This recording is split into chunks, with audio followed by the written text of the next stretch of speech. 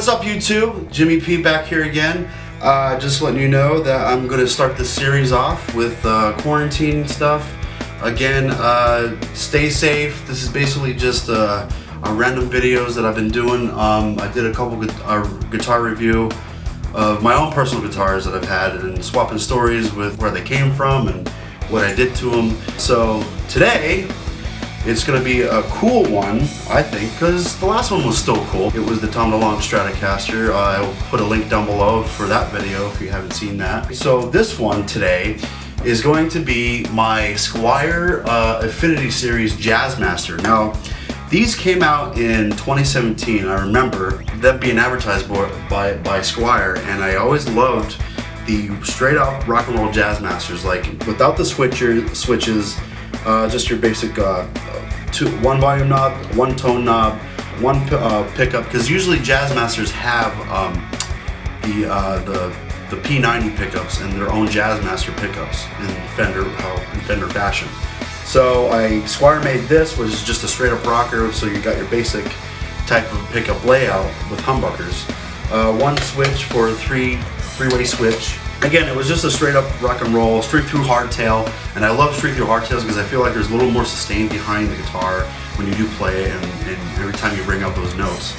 But I want to review this one because I love this one, and the reason why a lot of sentimental value to it is because my wife got it for me for Valentine's Day one year, and I was not expecting to get a guitar on that day, and at that point in time they're so cheap.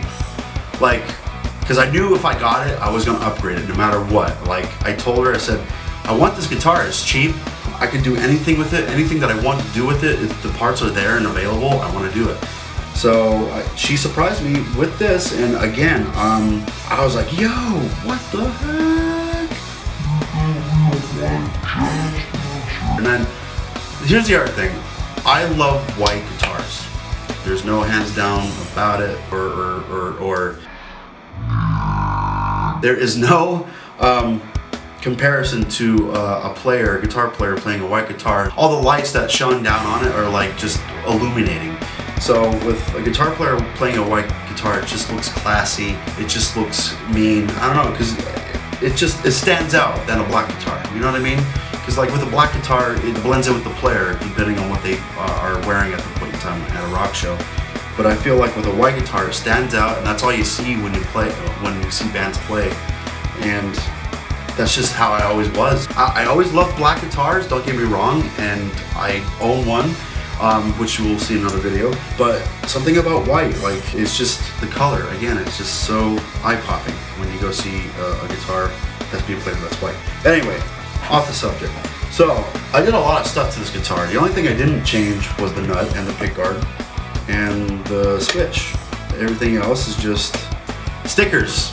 I love stickers. As you can see, I'm a huge fan of Destiny. You can probably tell by the shirt that it says Dead by Day, Garden by Night. I play Destiny. Of course, I love Star Wars, so this is my pin-up Star Wars chick. But I dubbed this guitar Ace because one of my favorite characters in the game, his name's Cade. And his favorite gun is the Ace of Spades, which is a hand cannon that he uses, and there's a sticker right here of it, right there. And I figured in the game it's black and white, so I was like, well, why not? Like I said, at first it was considered the Stormtrooper because of the Stormtrooper color layout, and I still kind of dubbed it that, but again, I call it Ace. Anyway, let's go forward. So I got some Destiny stickers from playing the game, ones I bought specifically, and then of course the back, it's got Cade 6, his head. Whoops, sorry, but yeah, seriously, this is actually from a band called Ace and the Kings, which great band. If you haven't checked them out, Also, Tier 15, another great band that we played with too. So again, those stickers are on the back of here. So I tried to, promote bands. If I love the bands, I will put them on my guitar. It's just neat. So with the pickup layout, again, originally the volume knob and the control knob, they really were just the numbered dials that you would see on basic, old school, Jazzmasters, Fenders, like anything like that. So I just basically swapped those out with new ones I put on black with kind of like a pearl top on them. But I think I might swap them out. I don't know. I'm not, because I think they sit too tall. I don't know. We'll figure something out, but the knobs are always changing. Let's just say that, they're always changing. But the one thing that don't change is that I actually have a kill switch in here. It's not illuminated, it actually does light up, but the battery in it that I have in here that supplies the power, every time you plug in, it basically dies.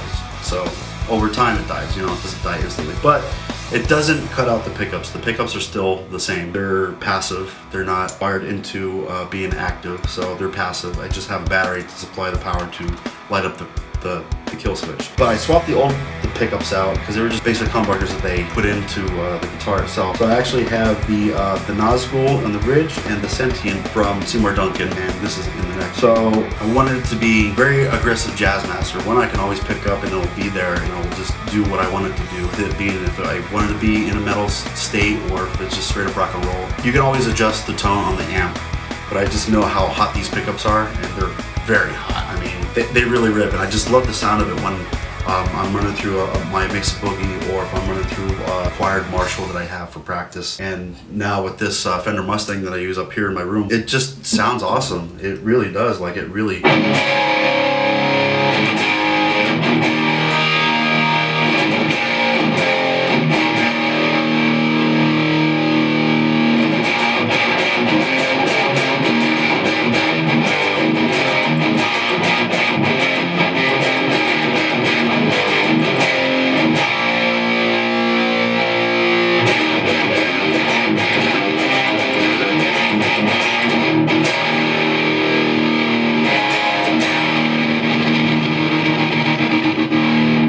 Which is a little dirty, I gotta clean that up a little bit, but anyway, it does work. And of course with the neck, it's just the basic neck that was on it, and I just set up the intonation, and with the new bridge, of course, there's actually chrome hardware.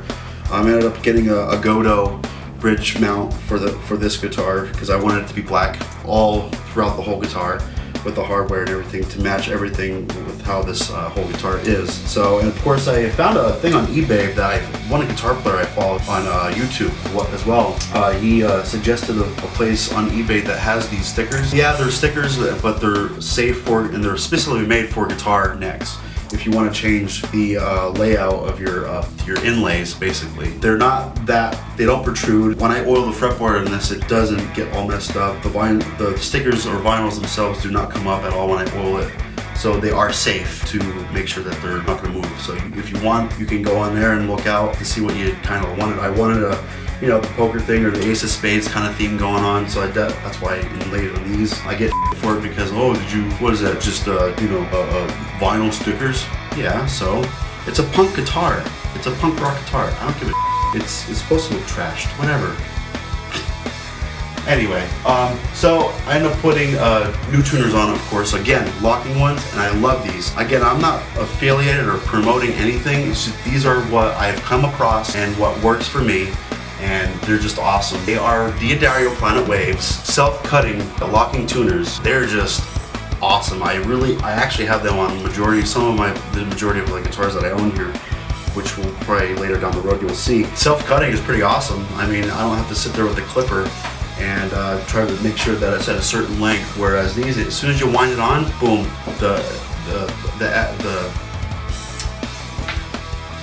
what's cool about these is that once the string goes through, it goes through the hole, and then you just wind them up and the excess string basically just cuts itself off. It's really awesome. It's such a time saver, especially if I'm using my drill to wound up these the pull pieces up. I just use the string winder and just let it go, and it just cuts it. Now I won't have to hold it to a certain amount, or, you know, it's just really cool that it's self-cutting. You don't have to worry about getting your other cutters out to make sure that it's pinned up, because it just leaves everything clean. And there's no like extra access sticking out of the hole, so that way you don't prick your finger and cut your finger open, especially if it's a important night that you want to play and you accidentally prick your finger, and it's like now you have a bleeding finger trying to play, and then your whole fretboard gets all yucky, and, you know, it's a mess.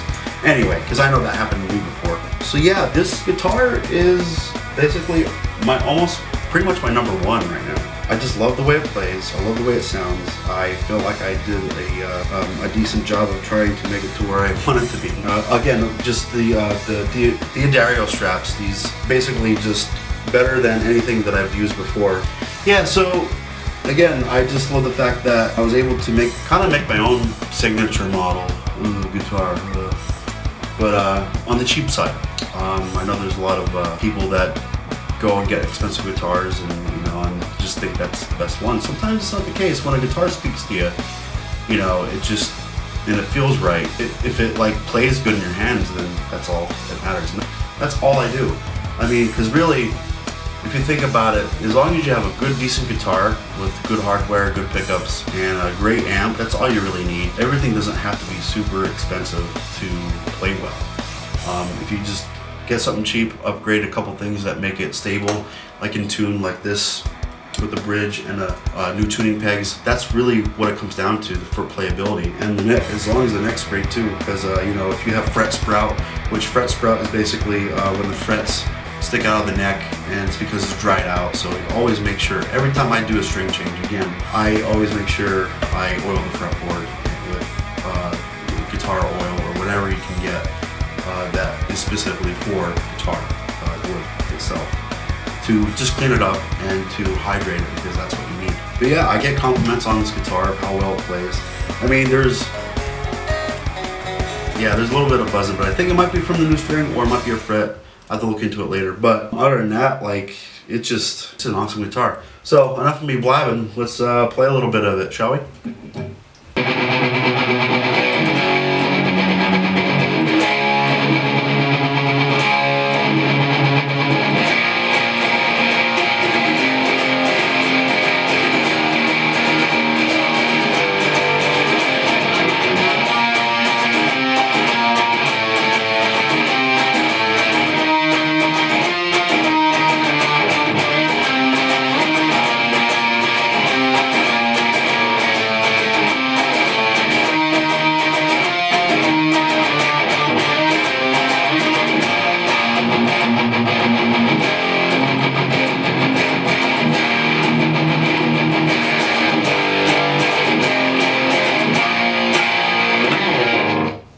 So yeah, there is my 2017 SQUIER Affinity Series Jazzmaster that I personally upgraded myself.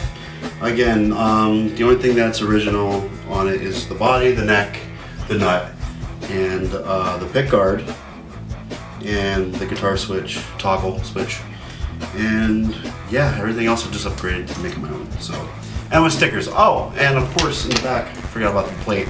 So yeah, that plate is just a black plate, cover plate. It's not really a slice spec on or anything like that. Just, again, cheap assembled parts that I found on All Parts or left over on eBay, just to make it my own. Anyway, I hope you guys enjoyed. Let's keep this going if we can. Again, wash your hands, that whole ordeal. If you like, subscribe. Make sure you click the bell and the notifications, and let's see if I come out with another video. But we're gonna keep going with this and see if we can share stories. If you guys have any suggestions on guitars that I can try to get, just let me know and see what I can do. But in the meantime, take care, and we'll see you next time.